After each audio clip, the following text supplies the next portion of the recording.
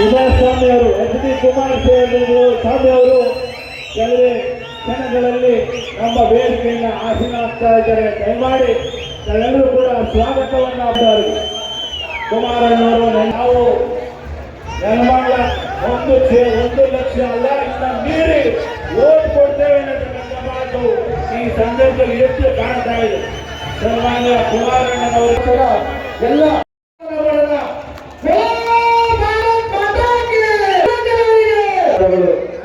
ಎಲ್ಲ ಆಶೀರ್ವಾದಬೇಕು. ಈಗ ನಮ್ಮ ನಿಮ್ಮೆಲ್ಲರ ಮಕ್ಕಳು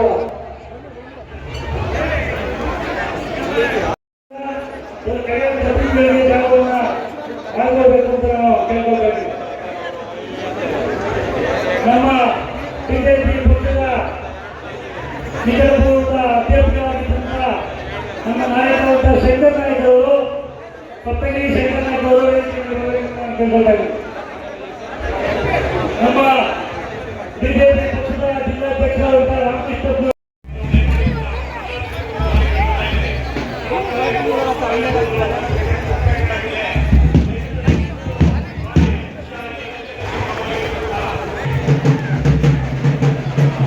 ಕಾರ್ಯಕರ್ತರುಗಳು ದಯಮಾಡಿ ಆಗಮಿಸಿ ವಿನಯಪೂರ್ವಕವಾಗಿ ಪ್ರಾರ್ಥನೆಯನ್ನು ಮಾಡ್ತಾ ಇದ್ದೀವಿ.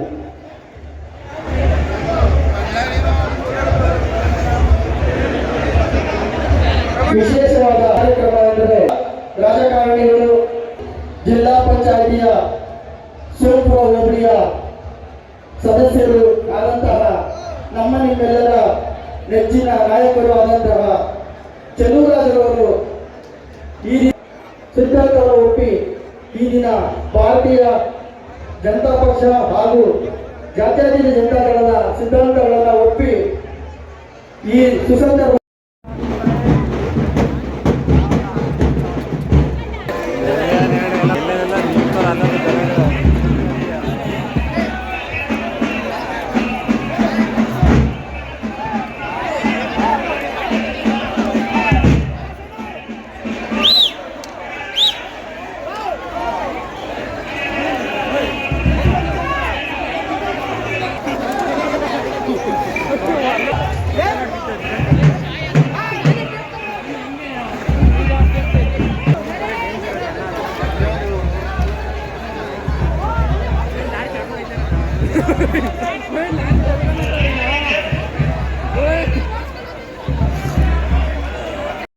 ಸಾಮಾನ್ಯರಾಗಿ ಕೆಲಸವನ್ನು ಮಾಡಿರ್ತಕ್ಕಂಥ ನಾವು ನೋಡ್ತಾ 20 ತಿಂಗಳು ಒಂದು ಬಾರಿ 14 ತಿಂಗಳು ಒಂದು ಬಾರಿ 20 ತಿಂಗಳು.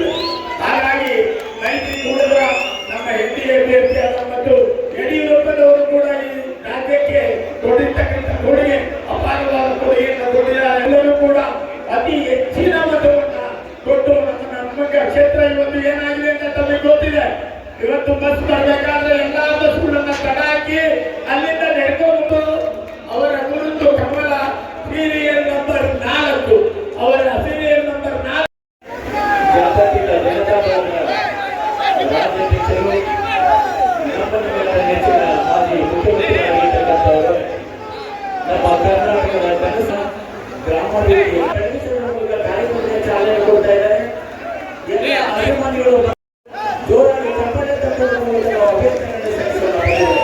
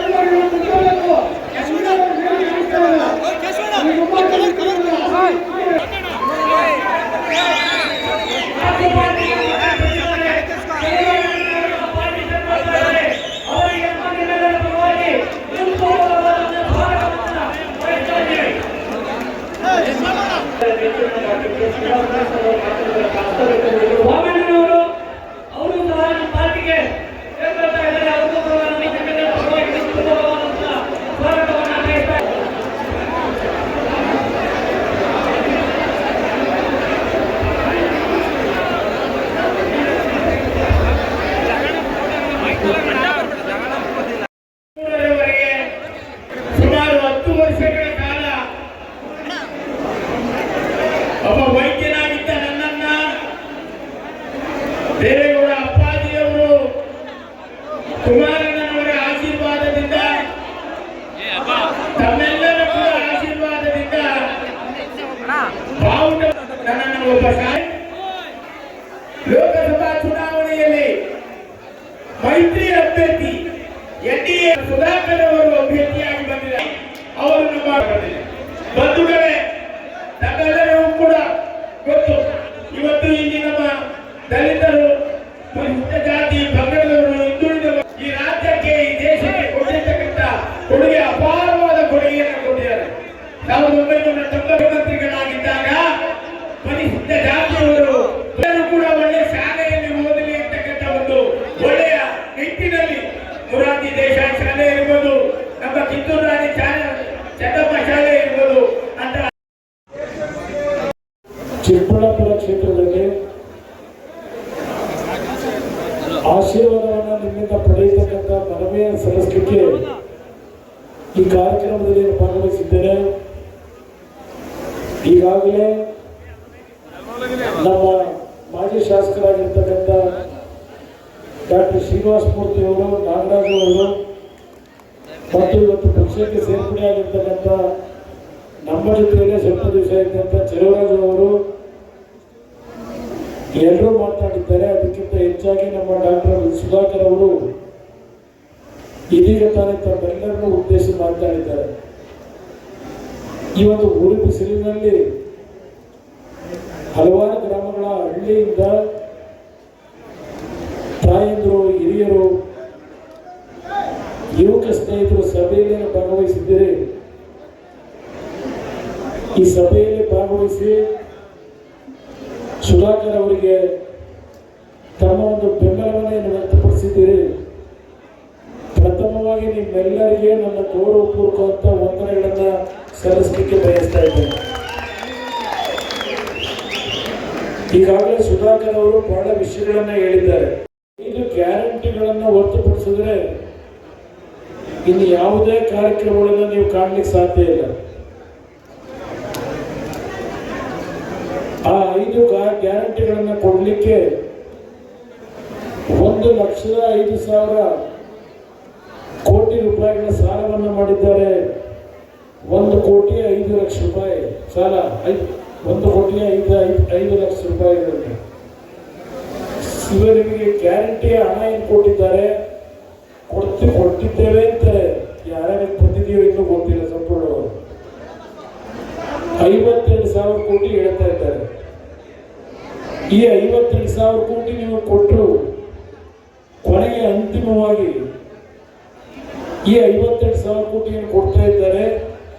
ಅದಕ್ಕೆ ರಾಜ್ಯ ಸರ್ಕಾರ ಈಗ 1,05,000 ಕೋಟಿ ಸಾಲ ಏನು ಮಾಡಿದ್ದಾರೆ, ಸಾಲ ಯಾರು ತೀರಿಸಬೇಕು?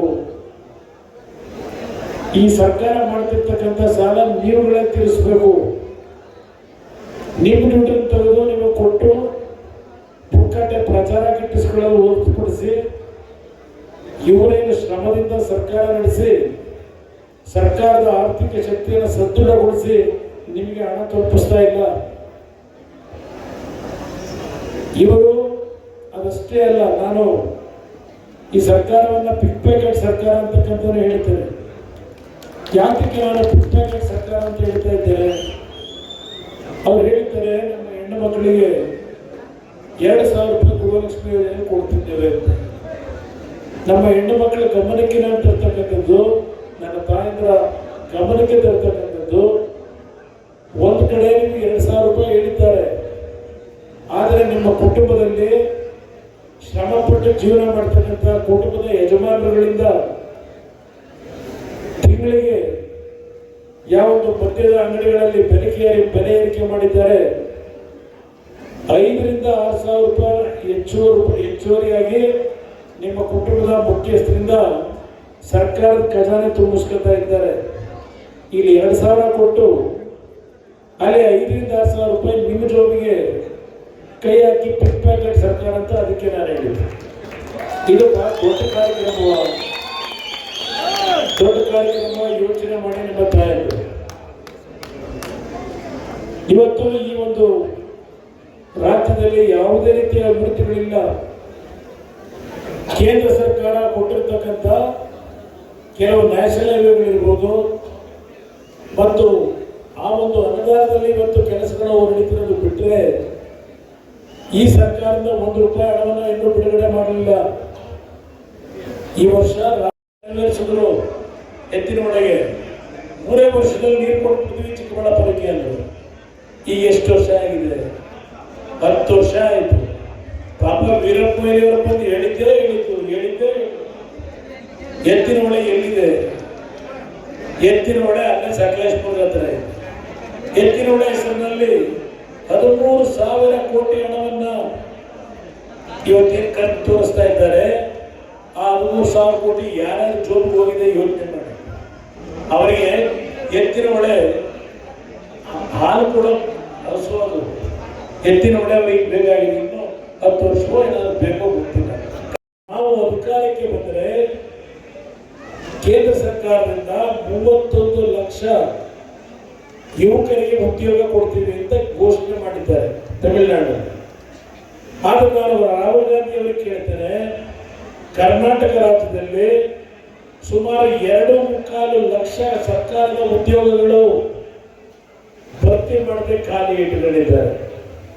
1 ವರ್ಷ ಆಯಿತು ಸರ್ಕಾರ ಬಂದು 2.25 ಲಕ್ಷ ಖಾಲಿ ಹುದ್ದೆ ಭರ್ತಿ ಮಾಡದೆ ಇದ್ದೀರಿ.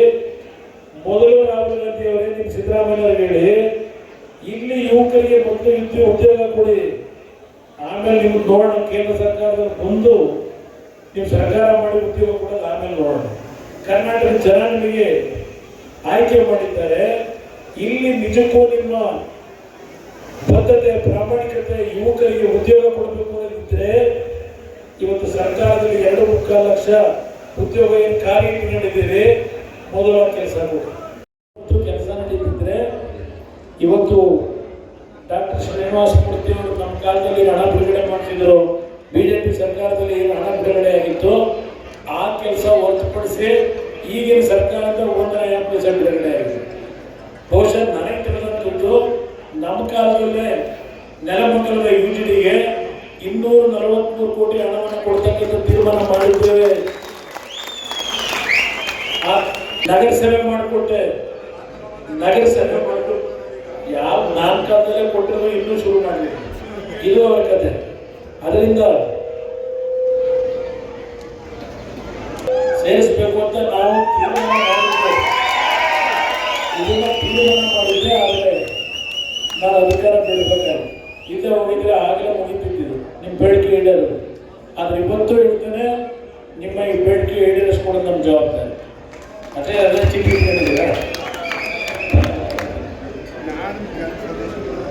ಆ ಬೈರೇಗೌಡರು ನಮ್ಮ ಹಿರಿಯ ನಾಯಕರು ನಮ್ಮ ಬೆಂಗಳೂರು ಹಾಲು ಉತ್ಪಾದಕರ ಒಂದು ಚುನಾವಣೆಯಲ್ಲಿ ನಿರ್ದೇಶಕರ ಸ್ಥಾನಕ್ಕೆ ನೆಲಮಂಗಲದಿಂದ ಸ್ಪರ್ಧೆ ಮಾಡಿದ್ದಾರೆ. ಅವರಿಗೂ ಸಹ ಆಶೀರ್ವಾದ ಮಾಡಿ ಮುನ್ರಾಮ್ ಅವರು ನಿಲ್ಲಬೇಕು ಅಂತ ಆಸೆ ಇತ್ತು. ಆದರೆ ಅವರು ಇವತ್ತು ತ್ಯಾಗ ಮಾಡಿ ಅವರಿಗೇನು ಬಿಟ್ಟುಕೊಟ್ಟಿದ್ದಾರೆ.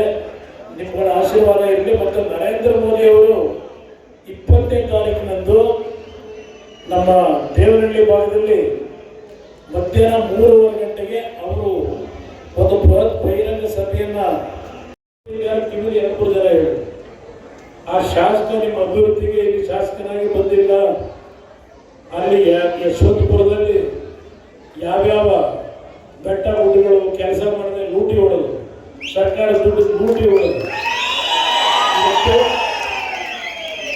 ಆನೇಕಲ್ನಲ್ಲಿ ಏನು ಅಭಿವೃದ್ಧಿ ಹೆಸರಿನಲ್ಲಿ ಯಾವ ಕೆಲಸ ಮಾಡಿದೆ ಲೂಟಿ ಹೊಡೆದು ಆ ಪಾಪದ ಹಣವನ್ನ ಇಲ್ಲಿ ತಂದು ಹಂಚೋದಷ್ಟೇ ಅಲ್ಲ, ಮಾಡಲಿಕ್ಕೆ ಓಟ್ ಹಾಕ್ಸ್ಕೊಳ್ಳಿಕ್ಕೆ ಅವರ ಧಮಕಿ ಇದೆಯಲ್ಲ, ಆ ಧಮಕಿಗೆ ಹೆದರಬೇಡಿ. ಈ ಚುನಾವಣೆ ಮುಗಿದ ಮೇಲೆ ಇವರು ಧಮಕಿಯೆಲ್ಲ ನಡೆಯೋದಿಲ್ಲ. ಇಲ್ಲಿ ಎಷ್ಟು ದಿನ ಪೊಲೀಸ್ನವ್ರನ್ನ ಎದುರಿಸ್ತಾರೆ?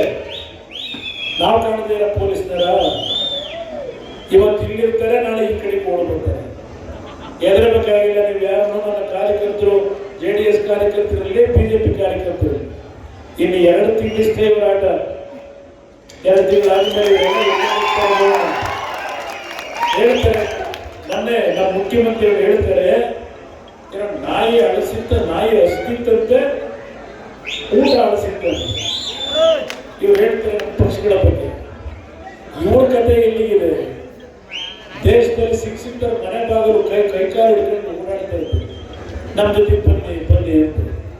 ನಿಮ್ಮ ಜೊತೆ ಬಂದು ನಮ್ಮನ್ನು ಏನು ಮಾಡಿದ್ರಿ? ನಾನು ರೈತರು ಸಾಲ ಮನ್ನಾ ಮಾಡ್ತೀನಿ ಅಂದ್ರೆ ಅವನ್ನ ಅಲ್ಲಿ 350 ಕೋಟಿ ಜಾಹೀರಾತು ಖರ್ಚು ಮಾಡ್ತಾರೆ. ಇದು ಈ ಸರ್ಕಾರ ಬಡವರಿಗೆ ಕೊಡ್ತಿರ್ತಕ್ಕಂಥ ಯೋಜನೆ.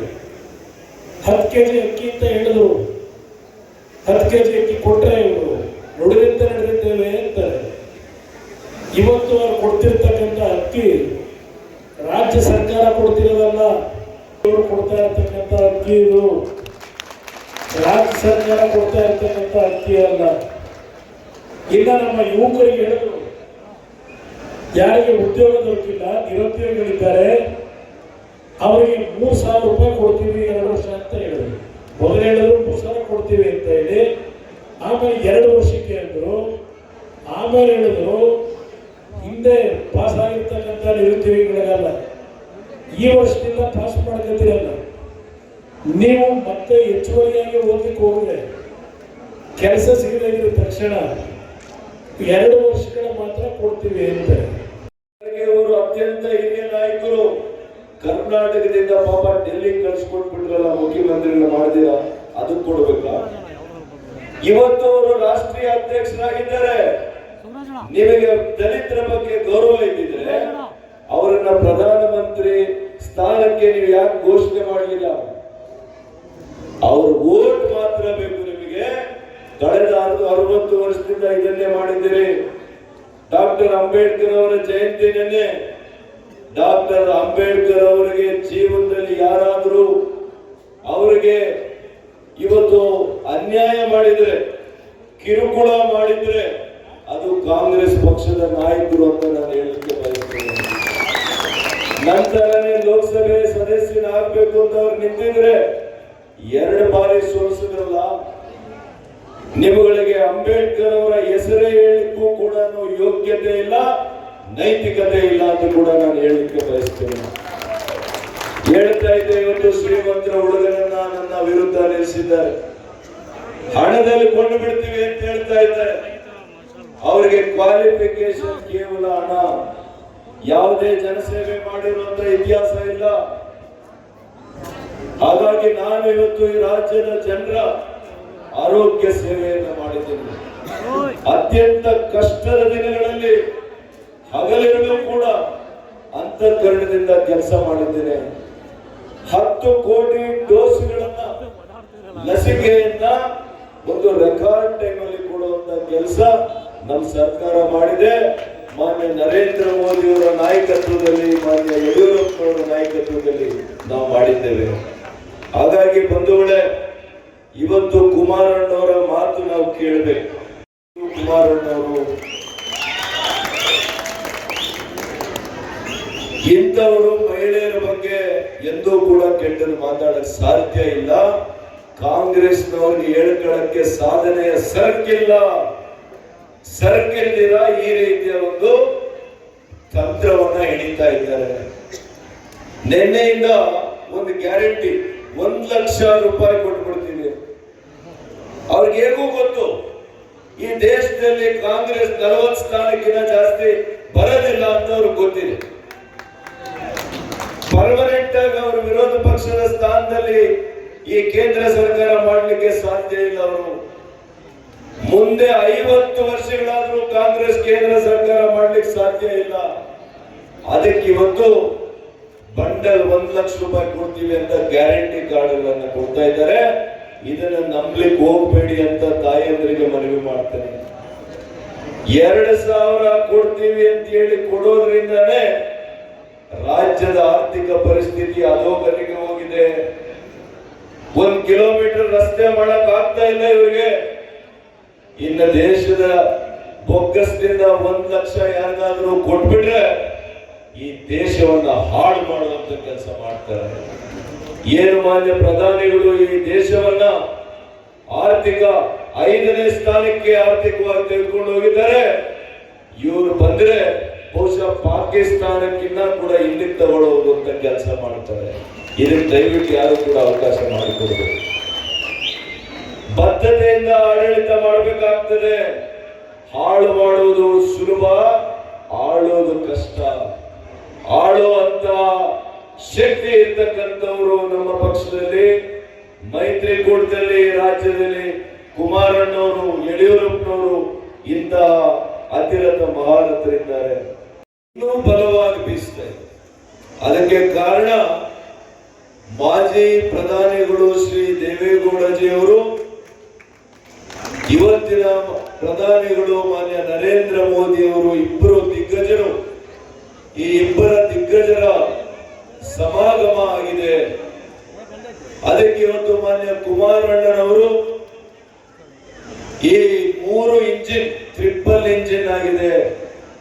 ಮಣ್ಣಿನ ಮಗ, ರೈತ ನಾಯಕರು ಮಾನ್ಯ ಯಡಿಯೂರಪ್ಪನವರು, ಇವರೆಲ್ಲರ ತಂಡ ಏನಾಗಿದೆ, ಡಬಲ್ ಇಂಜಿನ್ ಅಲ್ಲ, ಟ್ರಿಪಲ್ ಇಂಜಿನ್ ಆಗಿದೆ. ಇಷ್ಟು ಗಾಳಿ ಬೀಸ್ತಾ ಇದೆ. ಚಿಕ್ಕಬಳ್ಳಾಪುರದಲ್ಲಿ ಕೂಡ ಗಾಳಿ ಬೀಸ್ತಾ ಇದೆ ಅಂತ ನಾನೆಲ್ಲ ಕೂಡ ಹೋಗಿದ್ದೇನೆ, ನೋಡ್ತಾ ಇದ್ದೇನೆ. ಇವತ್ತು ಕಾಂಗ್ರೆಸ್ ಪಕ್ಷ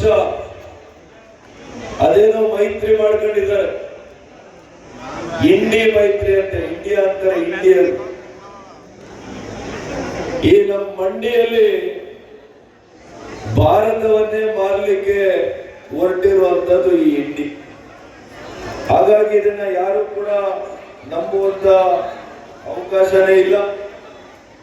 ಆದ್ರೆ ನಾನು ಇವತ್ತು ಹೇಳ್ತಾ ಇದ್ದೇನೆ ಘಂಟಾಘೋಷವಾಗಿ, ಜಾತ್ಯತೀತ ಜನತಾದಳ, ಭಾರತೀಯ ಜನತಾ ಪಕ್ಷದ ಮೈತ್ರಿ ಈ ರಾಜ್ಯದಲ್ಲಿ ಎಲ್ಲಿವರೆಗೂ ಇರುತ್ತೆ ಅಲ್ಲಿವರೆಗೂ ಕೂಡ ಶಾಶ್ವತವಾಗಿ ಕಾಂಗ್ರೆಸ್ ವಿರೋಧ ಪಕ್ಷದಲ್ಲಿ ಇರುತ್ತೆ. ಅದರಲ್ಲಿ ಯಾರಿಗೂ ಕೂಡ ಅನುಮಾನ ಬೇಡ. ಅದೇ ರೀತಿ ನಾವುಗಳು ಶಾಶ್ವತವಾಗಿ ಆಡಳಿತ ಪಕ್ಷದಲ್ಲಿ ಇರುವಂತ ಕೆಲಸ ಮಾಡ್ತೇವೆ.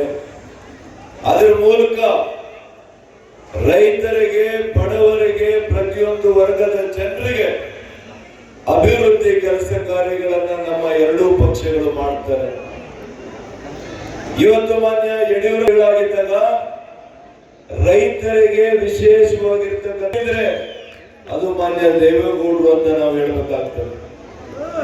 ಅದೇ ರೀತಿ ಕುಮಾರಣ್ಣವರಿಗೆ ಅವಕಾಶ ಸಿಕ್ಕಾಗೆಲ್ಲ ಏನೋ ನೆನ್ನೆ ಅವ್ರ ಮೇಲೆ ಅಪಪ್ರಚಾರ ಮಾಡೋಕ್ಕೆ ಪ್ರಾರಂಭ ಮಾಡಿದ್ದಾರೆ. ಮಹಿಳೆಯರ ಬಗ್ಗೆ ಏನು ಹೇಳಿಬಿಟ್ರು ಅಲ್ರಿ, ಮಹಿಳೆಯರಿಗೆ ಒಳ್ಳೇದಾಗಬೇಕು ಈ ರಾಜ್ಯದಲ್ಲಿ ಅಂತ ಹೇಳಿ ಸಾರಾಯಿ ನಿಷೇಧವನ್ನ ಮಾಡಿದಂತ ಯಾವ್ದಾದ್ರು ಗಂಡಗಲ್ಲಿ ಮುಖ್ಯಮಂತ್ರಿ ಅವತ್ತಿದ್ರೆ ಅದು ಕುಮಾರಣ್ಣವರು. ರೈತರ ಮತ್ತೆ ದಯವಿಟ್ಟು ಈ ಕಡೆ ಪ್ಲೀಸ್, ಈ ಕಡೆ ಬನ್ನಿ.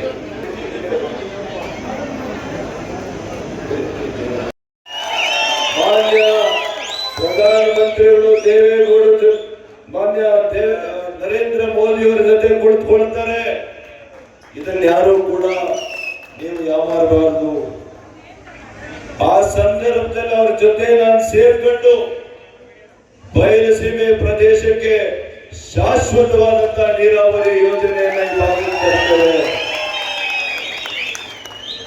ಅಷ್ಟೇ ಅಲ್ಲ, ಈಗಾಗಲೇ ನಾವು ಘೋಷಣೆ ಮಾಡಿದ್ದೇವೆ ನೆಲಮಂಗಲಕ್ಕೆ.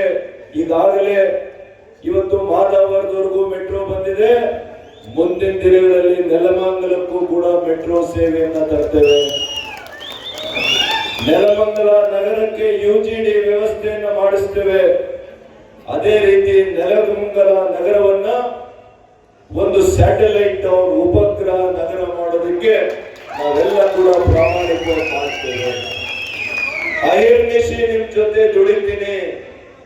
ನಾನು ಬೇರೆಯವ್ರ ರೀತಿ ಮಧ್ಯಾಹ್ನ 12 ಗಂಟೆಗೆ ಎದ್ದೇಳಲ್ಲ, ಬೆಳಿಗ್ಗೆ 4 ಗಂಟೆಗೆ ಎದ್ದೇಳ್ತೀನಿ. ನಾನು ಮಲಗೋದು 5 ಗಂಟೆ. ಹಗಲೆರಡು ಕೂಡ ನಿಮ್ ಜೊತೆಲಿ ಕೆಲಸ ಮಾಡ್ತೇನೆ. ಸಿಗ್ತೀರ ಇರ್ತಕ್ಕಂಥ ಅಭ್ಯರ್ಥಿಗೆ ಮತ ಕೊಟ್ಟು ಈ ಕೊಟ್ಟಿದ್ದೀರಲ್ಲ ನೆಲಮಂಗಲದಲ್ಲಿ, ಯಾವ ರೀತಿ ಪರಿತಪಿಸ್ತಾ ಇದ್ದೀರಿ, ಪಶ್ಚಾತ್ತಾಪ ಪಡ್ತಾ ಇದ್ದೀರಿ, ಅದೇ ರೀತಿ ಮುಂದಿನ 5 ವರ್ಷಗಳು ಕತ್ತಲಲ್ಲಿರುವಂತ ಕೆಲಸ ಆಗಬಾರ್ದು ಅಂತ ತಮಗೆಲ್ಲ ಕೂಡ ನಾನು ಮನವಿ ಮಾಡಿ, ನನಗೆ ಆಶೀರ್ವಾದ ಕೊಡಿ.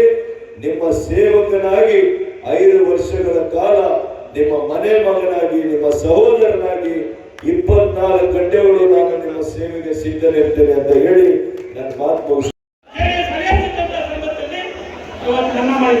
ಅದೇ ರೀತಿ ಈ ನಲ್ವತ್ತಕ್ಕೆ ಅಭಿವೃದ್ಧಿಯನ್ನು ಕೊಟ್ಟಿದ್ದು ನಮ್ಮ ಭಾರತೀಯ ಜನತಾ ಪಕ್ಷ ಇದ್ದಾಗ ಈ ಕಾಂಗ್ರೆಸ್ ಸರ್ಕಾರ, ಈ ಭ್ರಷ್ಟ ಸರ್ಕಾರ ಏನೇನು ಅಭಿವೃದ್ಧಿ ಕೆಲಸ ಕೊಟ್ಟಿಲ್ಲ. ಇವತ್ತು ಡಬಲ್ ರಸ್ತೆ ಇರ್ಬೋದು, ಹಾಸ್ಪಿಟಲ್ ಇರ್ಬೋದು, ಆರ್ ಹಾಸ್ಪಿಟಲ್, ಐಡಿ ಇರ್ಬೋದು, ಯಾತ್ರೆ ನಿವಾಸ ಇರ್ಬೋದು, 2 ಡಿಗ್ರಿ ಕಾಲೇಜು, ಒಂದು ಹುಡುಗರ ಅಕಾಡೆಮಿ ಗ್ರೌಂಡ್, ಇದೆಲ್ಲ ಮಾಡಿದ್ದು ನಮ್ಮ ಸರ್ಕಾರದ ಸಂದರ್ಭದಲ್ಲಿ ಸನ್ಮಾನ್ಯ ಕುಮಾರಸ್ವಾಮಿ 14 ತಿಂಗಳಲ್ಲಿ ಇದನ್ನು ನಗರಸಭೆಗೆ ಪರಿವರ್ತನೆ ಮಾಡಿದ್ರು. ಅದೇ ರೀತಿ ಬಸ್ ಸ್ಟ್ಯಾಂಡ್ ಅನ್ನ ನಮ್ಮ ಶ್ರೀನಿವಾಸಪುರದಲ್ಲಿ ಸಂದರ್ಭದಲ್ಲಿ ಬಸ್ ಸ್ಟ್ಯಾಂಡ್ ಮಾಡಿದ್ರು. ಈ ರೀತಿ ಭಾರತೀಯ ಜನತಾ ಪಕ್ಷ ಮತ್ತು ಜೆಡಿಎಸ್ ಎರಡಿದ್ದಾಗಲೇ ಅಭಿವೃದ್ಧಿ ಹೊಂದಿರೋದು. ಬೇರೆ ಕಾಂಗ್ರೆಸ್ ಸರ್ಕಾರ ಯಾವತ್ತೂ ಅಭಿವೃದ್ಧಿ ಹೊಂದಲೇ ಇಲ್ಲ. ಕಾಂಗ್ರೆಸ್ ಸರ್ಕಾರ ಬಂದ್ರೆ ಬರೀ ಕೂರ್ಸೋದು ಮನಸ್ಸೋದು ಈಗ ಬಿಟ್ಟರೆ ಬೇರೆ ಏನೂ ಮಾಡಲ್ಲ. ಸಮಯ ಅಭಾವದಿಂದ ಸನ್ಮಾನ್ಯ ಮುಖ್ಯಮಂತ್ರಿ ಮಾತಾಡ್ತಾರೆ. ನಾನು ಮಾತಾಡೋ ಅವಕಾಶ ಮಾಡಿಕೊಟ್ಟಂತ ನೀವೆಲ್ಲರಿಗೂ ಒಂದು ನಾನು ಮಾತು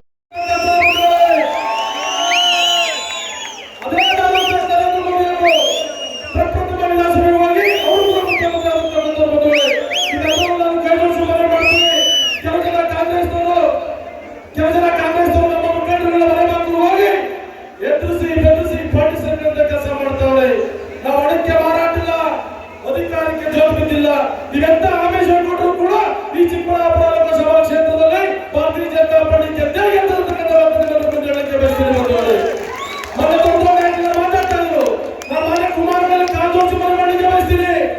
ನಿಮ್ಮ ಕಣ್ಣಿನಲ್ಲಿ ಯಾರ್ಯಾರು ಬೆಳೆದವರು, ನಿಮ್ಮ ನೆರಳಲ್ಲಿ ಯಾರ್ಯಾರು ಎಮ್ಮೆಲ್ಎಗಳು ಇವತ್ತಿನ ತಾಲೂಕಲ್ಲಿ ಅವರ ದೊಡ್ಡ ಭಾಷಣ ಮಾಡ್ತಾರೆ. ಕುಮಾರಣ್ಣರೇ ಮುಂದಿನ ದಿನಗಳಲ್ಲಿ ಯಾವುದೇ ಕಾರಣ ಕೂಡ 90 ವರ್ಷ ಮನೆ ಮಾತ್ರ ಸೇರಿಸಬಾರ್ದು ಅಂತ ಹೇಳಿ ಮನೆ ಕಾಂಗ್ರೆಸ್ ಮಾಡಿದ್ದಾರೆ.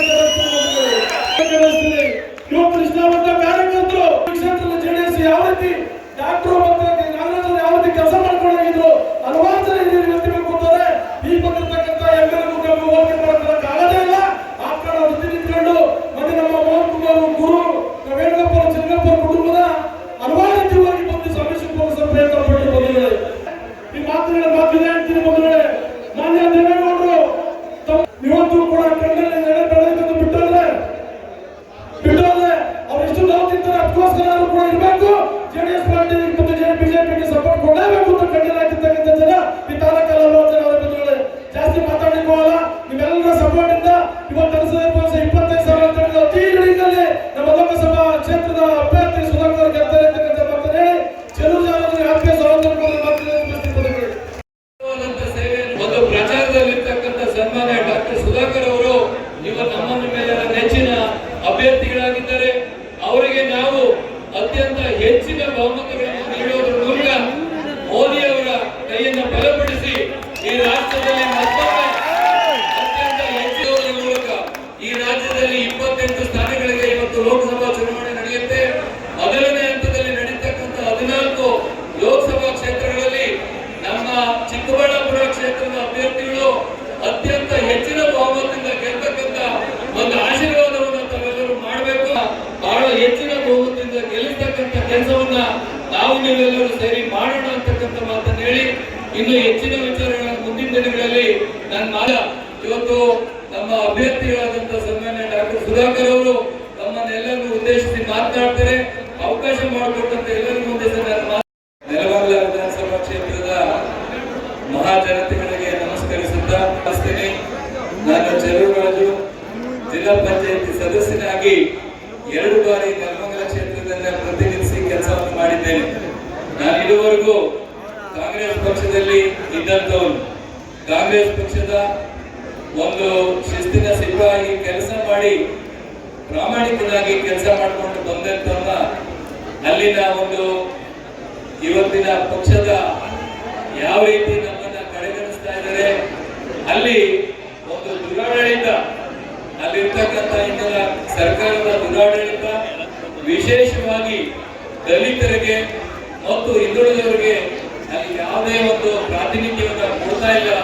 ಅದನ್ನ ಧಿಕ್ಕರಿಸಿ ನಾನಿವತ್ತು ಈ ಜನತಾ ದಳವನ್ನ ಮತ್ತು ಬಿಜೆಪಿ ಪಕ್ಷದ ಈ ಒಂದು ಕೂಟಕ್ಕೆ ನಾನು ಬೆಂಬಲವನ್ನು ವ್ಯಕ್ತಪಡಿಸಿ ಇವತ್ತು ಕುಮಾರಣ್ಣನವರ ನೇತೃತ್ವದಲ್ಲಿ ನಾನು ಈ ವೇದಿಕೆಯಲ್ಲಿ ಈ ಪಕ್ಷವನ್ನು ಸೇರ್ತಾ ಇದ್ದೇನೆ.